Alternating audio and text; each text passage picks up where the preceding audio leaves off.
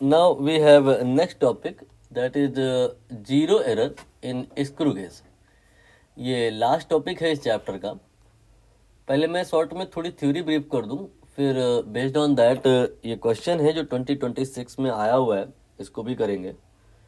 आप right side में देख रहे होगे एक डायग्राम है, ये स्क्रू गेज का डायग्राम है. यहाँ पे इस पेंसिल को इन जॉस के बीच में डाला गया है. पर्पस है इस पेंसिल का जो डायमीटर है वो मेज़र करना है. तो होता क्या है कि जब आप इसको इन कराते हो तो ये वाला पार्ट ऐसे रोटेट करके इधर को ट्रांसलेट होता है, राइट साइड को मूव होता है. When you insert the pencil below, this part goes on right side. इसमें ट्रांसलेटरी एंड रोटेटरी दोनों ही मोशन होते हैं. इसके चलते क्या होता है कि यहाँ पे इस जगह पे अगर जीरो लिखा है तो जब ये नीचे आता है तो ये इधर जाता है, तो ये जीरो नीचे शिफ्ट होने लगता है तो यहाँ पे 1 आ जाता है. जीरो और नीचे शिफ्ट होता है तो यहाँ 2 आ जाता है. जीरो और नीचे शिफ्ट होता है तो यहाँ 3 आ जाता है. तो इस जगह पे क्या लिखा है ये डिपेंड करेगा इस पेंसिल की मोटाई कितनी है. ये रफ मैंने आपको आइडिया दिया. नाउ अगर मान लो हम पेंसिल मेजर नहीं कर रहे हैं तो ये जो जॉज हैं एक दूसरे को टच करेंगे. दैट टाइम एक्सपेक्टेड तो ये है कि यहाँ पर कोई रीडिंग नहीं आनी चाहिए. ये वाला पार्ट इस जगह पे होना चाहिए और यहाँ पे 0 होना चाहिए, यहाँ पे 0 होना चाहिए, यहाँ 0 होना चाहिए, यहाँ 0 होना चाहिए. क्यों? क्योंकि हम अभी कुछ मेजर नहीं कर रहे हैं तो रीडिंग नहीं आनी चाहिए. लेकिन अगर कभी ऐसा हो, कैसा हो कि आप कुछ मेजर नहीं कर रहे फिर भी यहाँ 1 2 3 कुछ लिखा है, इसका मतलब आपके इंस्ट्रूमेंट में एरर है और ये 0 एरर है. और यही हमें यहाँ पर निकालनी है. इसी कंसेप्ट पर क्वेश्चन लिया गया है. तो अगर यहाँ का 0 3 डिवीजन नीचे शिफ्ट हो जाए तो यहाँ पे 3 लिख जाएगा, इसके नीचे 2 लिख जाएगा, इसके नीचे 1 लिख जाएगा, फिर 0 लिख जाएगा. अगर यहाँ का 0 3 डिवीजन ऊपर शिफ्ट हो जाए तो यहाँ पे 0 आ जाएगा, यहाँ 1 आ जाएगा,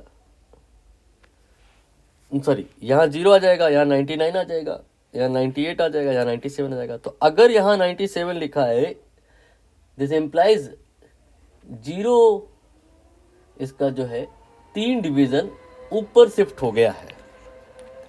और अगर यहाँ 3 लिखा है, दिस इम्प्लाइज इसका 0 3 डिवीजन नीचे शिफ्ट हो गया है. क्वेश्चन में क्या लिखा है देखते हैं.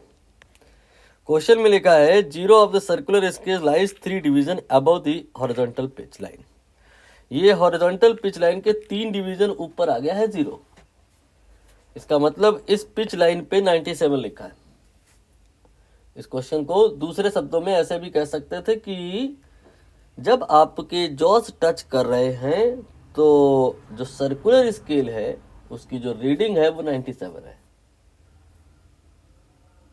या ऐसे भी लिख सकते हैं जैसे लिखा है कि 3 डिवीजन अबव शिफ्ट हो गया है 0 ऑफ द सर्कुलर स्केल. ये सारे ही इस बात का इंडिकेशन दे रहे हैं कि यहाँ पे जो 0 एरर है वो नेगेटिव वाली है. पॉजिटिव 0 एरर समझते हैं ना क्या होता है. जब आप जैसे पेंसिल इन कराओ तो इसका जो 0 है वो नीचे शिफ्ट होगा. पेंसिल नहीं है यहाँ पे और फिर भी इसका 0 नीचे शिफ्टेड है, this is the indication of positive 0 error. Negative 0 error का इंडिकेशन ये है कि when jaws are touching, 0 here is not on pitch line, it is above the pitch line. तो यहाँ पे नेगेटिव 0 एरर है तो पहले मैंने ई लिखा, फिर माइनस लगा दिया. 0 सबसे मुश्किल काम सबसे पहले कर लिया. 0 एरर नेगेटिव है तो नेगेटिव लगा दिया. वो वैल्यू कितनी है? अगर जैसे यहाँ क्वेश्चन में 97 लिखा होता तो तुम 100 से माइनस कर देते तो वो 3 आ जाता. लेकिन यहाँ सीधे सीधे 3 लिखा है तो तुम इस 3 को लिखो और फिर लीस्ट काउंट LC. ये नेगेटिव 0 की वैल्यू हो गई. ऐसा मैंने क्यों बताया, कहीं कहीं क्वेश्चन में फॉर्मूला लिखा रहता ना, ई का माइनस में N सॉरी माइनस में 100 माइनस एन एल सी, ये फार्मूला लिखा रहता है। रट से घूमते हैं बच्चे, कंसेप्ट नहीं आ रहा है तो फार्मूले क्या करोगे। ये फार्मूला सही है लेकिन समझो बात को, कोई बड़ी बात नहीं लिखी है ये। यहाँ पे जितना डिवीजन 0 सर्कुलर स्केल का ऊपर शिफ्ट हो गया है, वही मात्रा, वही अमाउंट निकालना है, वही 0 की वैल्यू है। 97 अगर लिखा है पिच लाइन पे, रेफरेंस लाइन पे, इसका मतलब 3 डिवीजन के बराबर की शिफ्टिंग हुई है ऊपर को, तो 3LC के बराबर की 0 एरर होगी। मैग्नीट्यूड माइनस लगा लो क्योंकि नेगेटिव 0 एरर है ना। इसके बाद में अब कह रहे हैं कि तुम मेजर करो कुछ, तो करो मेजर। जब तुम मेजर कर रहे हो तो पिच स्केल रीडिंग 1 mm है, इसे हम MSR कहते हैं, 1 mm। फिर बाद में CSR का भी अरेंजमेंट दिया इन्होंने। सर्कुलर स्केल रीडिंग 51 है, सर्कुलर स्केल रीडिंग 51 है, लेकिन तुम इसे 51 इंटू LC लिखोगे और अब दोनों को जोड़ करके टोटल रीडिंग निकालो, तो ये आ जाएगा 1 mm प्लस 51 LC। ये लेकिन एक्चुअल वैल्यू नहीं है, क्यों? क्योंकि क्वेश्चन में 0 एरर है। तो एक्चुअल वैल्यू निकालने के लिए टोटल रीडिंग में एरर को माइनस करो। 1 mm प्लस 51 LC में से माइनस 3 LC करो, कितना आ जाएगा ये? 1 mm प्लस 54 LC। एक रिमार्केबल बात यहाँ पे और है कि कुछ लोग कहते हैं कि एरर जुड़ती है, कुछ लोग कहते हैं एरर घटती है, कुछ लोग कहते नहीं एरर ऑलवेज घटती ही है। ये वाली बात सही, एरर ऑलवेज घटती ही है। यहाँ भी मैंने देखो एरर को घटाया ही है। हाँ, एरर की वैल्यू नेगेटिव हो सकती जो कि है यहाँ पे, इसलिए आफ्टर ऑल रिजल्ट ये है कि 2 माइनस आए और प्लस हो गया, तो एरर का इफेक्ट वैल्यू इंक्रीमेंट के जैसा हो सकता है, बट इट डजंट मीन कि एरर कभी जुड़ती भी है, नहीं, एरर ऑलवेज घटती है, उसकी वैल्यू नेगेटिव हो सकती है। अब आप लीस्ट काउंट की वैल्यू क्वेश्चन में दी गई होगी, रख लो, ये दी गई है, यहाँ पे रख लो।